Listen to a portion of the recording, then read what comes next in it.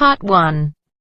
You will hear a conversation between two students about the installation of a telephone.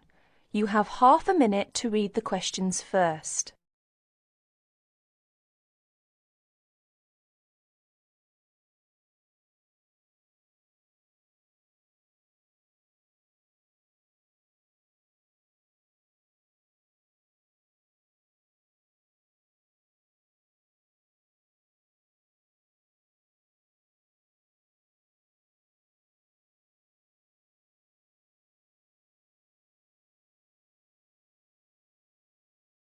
I buy a new telephone. You read the instructions and I will install it, right? Sure. First, push the battery door outward to open and then insert two batteries, size AAA. Make sure they are following the polarity directions indicated inside the battery compartment. Finally, close the battery door. This is the first step. Now, let's come to the second step, adjusting time. Press time key first, then press MRC key more than 1 second to enter the time, adjusting state. Have you seen the second digit flashing now? Yes, it is flashing now. So let's go on. Press MRC key again to adjust minute, hour, date. Have you finished? Yes, all the digits have been flashing successively. Now look at questions.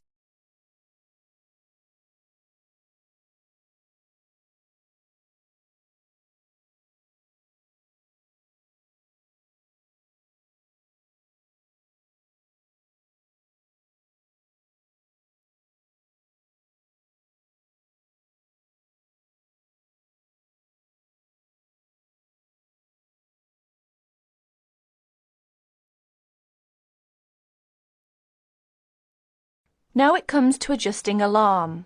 Press alarm key to enter the three states of A1, A2, A3. Pay attention to the two keys in the corner on the right hand. They are the keys to lock and unlock the alarm respectively. Press MRC key to enter the adjusting procedure. And have you seen the second digit begin to flash? Yes, I think I should repeat this action, yes? Yes. Press MRC key again to adjust minute and the on-off of the alarm. By now you own a phone at the same time with a clock that can wake you up in the early morning. That is the end of Part 1. You now have half a minute to check your answers.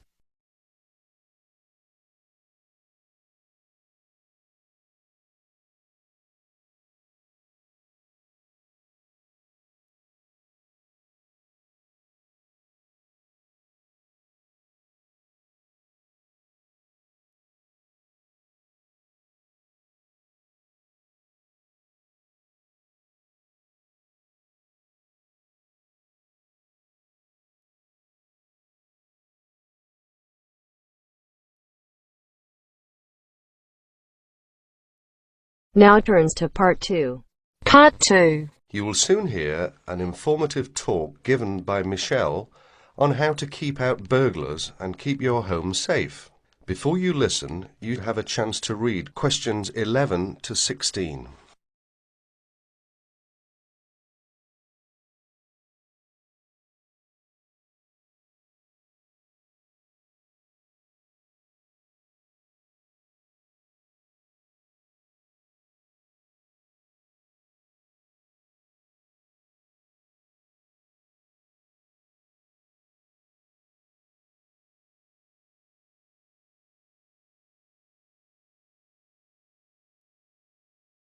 Keep 'em out. There's no fail-proof way to keep out a burglar, but every little bit of deterrence helps.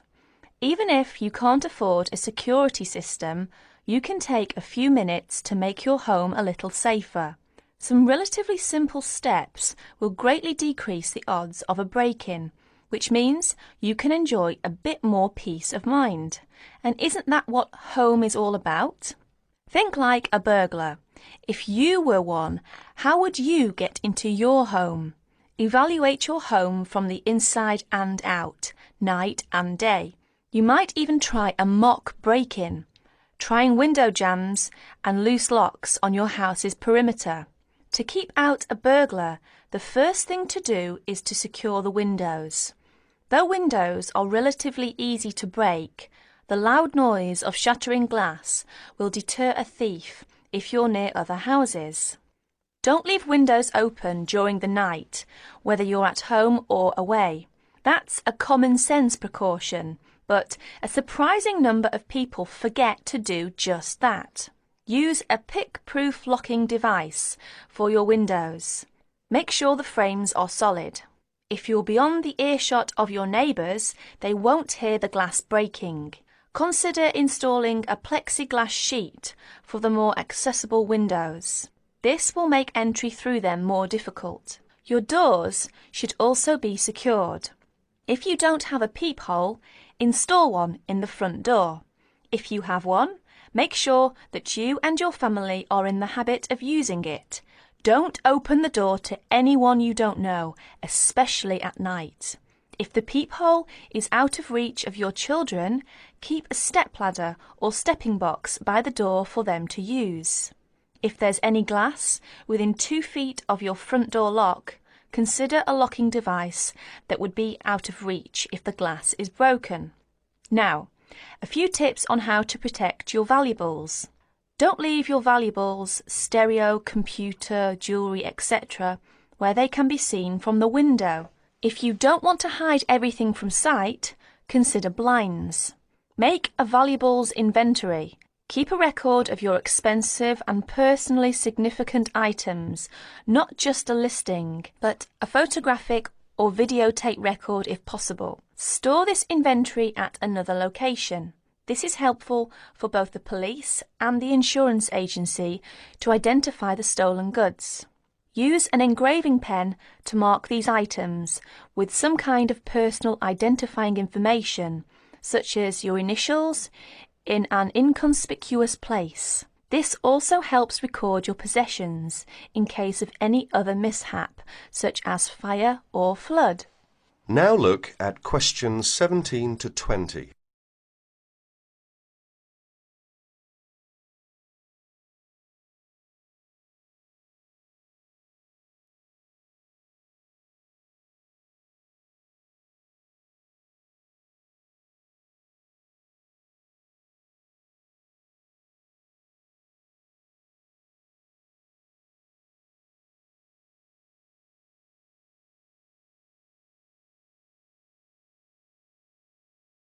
Don't stop your security awareness at the outside walls of your house. Your yard areas, if any, also deserve your attention. In general, don't leave anything around the yard that might help a burglar get into your house. Ladders, stackable boxes, or any garden tools should be put away, preferably in a locked cabinet. Install a light in your yard that is sensitive to movement. Place it high and out of reach. Trim hedges or bushes that are near doors or windows. These can be good hiding places. Don't place outdoor furniture tables nearby the house. These could become an easy stepladder to the roof. When you are on vacation, create the occupancy illusion. Maybe you laughed at your mother for leaving the lights on and the radio playing while she left for vacation. But she had the right idea. Those steps aren't quite enough, so try these strategies. Buy electronic timers that turn lights on and off at different times. Hook up a timer to your TV for a few hours each evening. Turn up the volume too.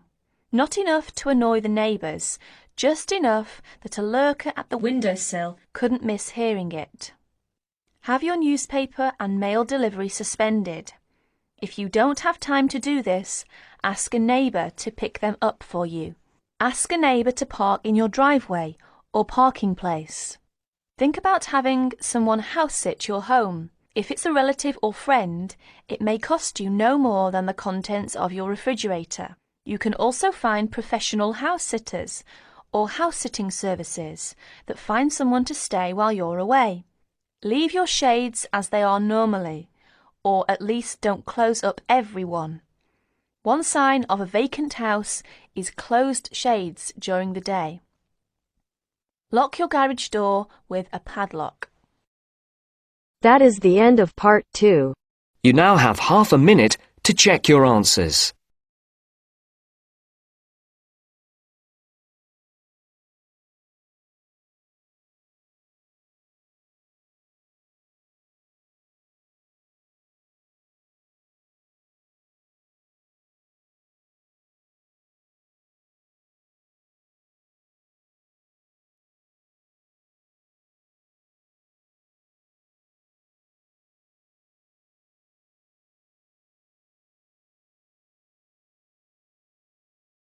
Now turns to part 3. Part 3. You will hear a conversation between Helen and her tutor. First, you have some time to read questions 21 to 30.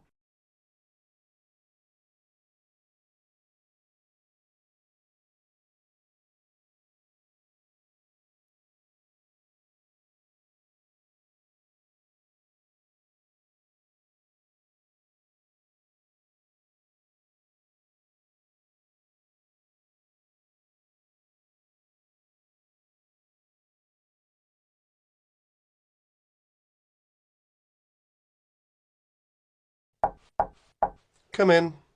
Ah, it's you, Helen. What can I do for you? Well, it's about that essay on non-verbal communication. I'd like a bit of advice, if that's all right. By all means. That's what I'm here for. How can I help you? It's about that survey you asked us to carry out about body language. Oh, yes. I asked you to investigate what sort of touching is permissible between friends of the same sex and friends of the opposite sex. That's it. And then you wanted us to go on to compare the answers we obtained from people from our own culture with the answers of people from other cultures. Well, that shouldn't be too difficult. There are students here from dozens of cultures, including Asia and the Middle East. Go and ask them. That's the problem. I'm not sure how to word the questions. I think I've got far too many. People don't want to be bothered answering them all. Is that the list of questions you have with you? Let's have a look. I see. Your basic idea is fine. You've got a checklist of the parts of the body we mostly use to touch people with, and a checklist of the parts of other people's bodies that we usually touch. But you don't have to go right through the list asking a separate question about each item.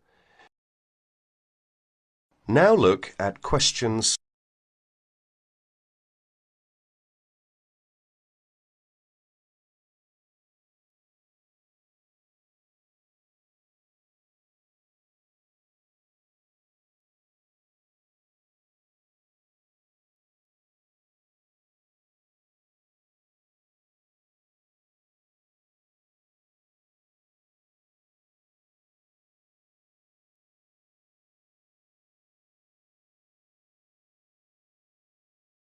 You can make your questionnaire much shorter if you ask open questions.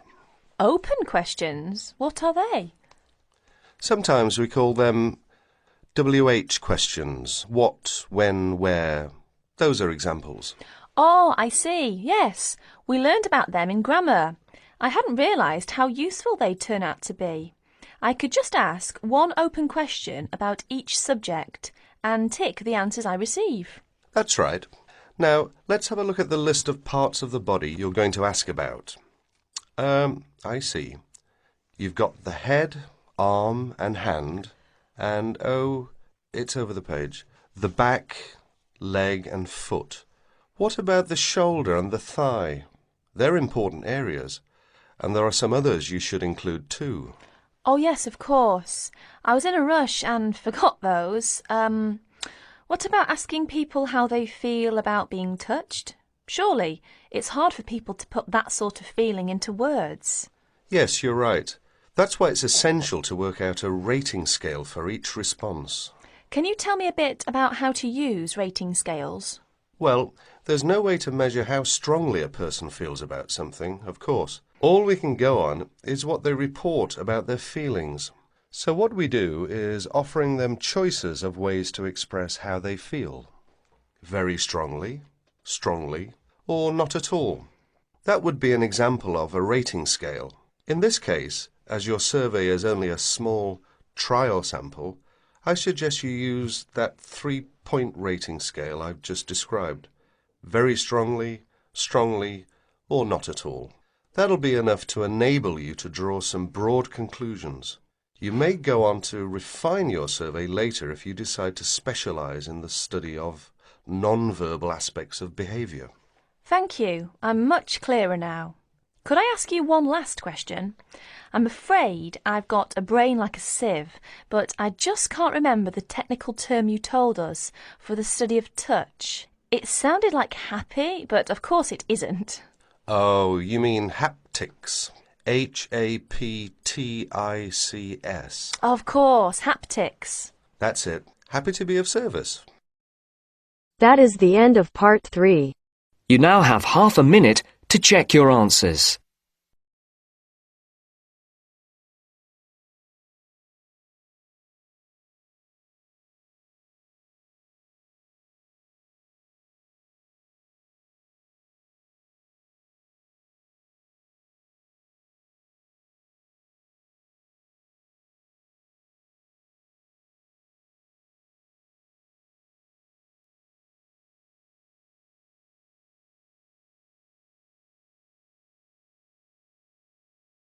Now turns to part 4.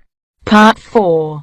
You will hear a report about crime and punishment in the UK. First read questions 31 to 40.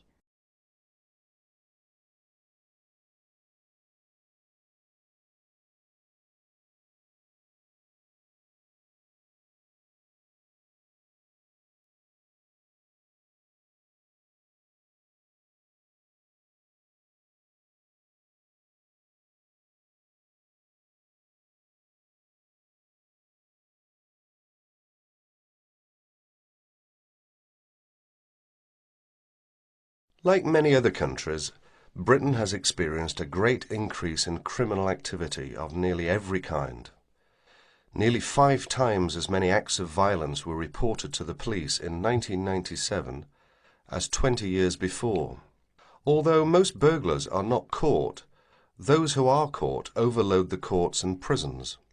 Although the courts try, in theory at least, to use probation, community service, and other devices to avoid sentencing people to prison. The 50,000 people in prison are more in proportion to the population than in any other Western European countries.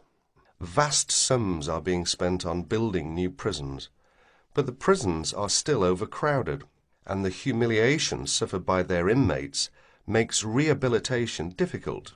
Many prisoners are released early on parole. The prisons in England are run by the Home Office, though each prison has a local board of visitors who make reports about conditions and also deal with serious bad behaviour.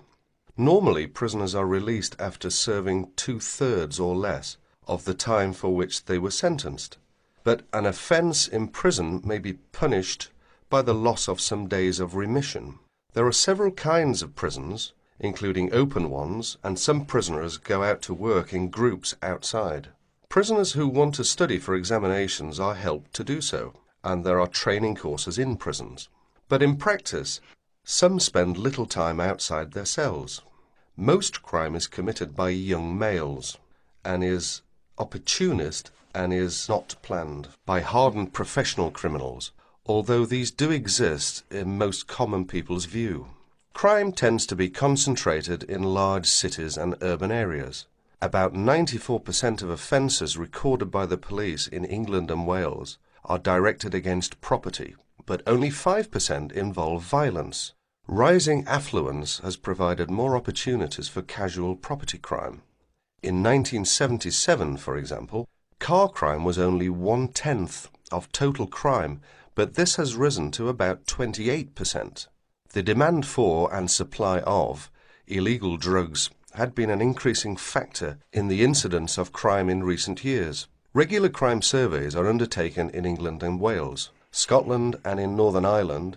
In 1999, a survey in England and Wales asked respondents for information about how crime had affected them in 1998. It estimated a total of 15 million crimes in 1998, the majority of which were against property. Violent crime accounted for only 5% of the total, while 36% involved vehicles, 9% were burglaries, and 30% other forms of theft. These surveys, the fifth of which is in progress, indicate that many crimes go unrecorded by the police, mainly because not all victims report them. That is the end of part 4. You now have half a minute to check your answers.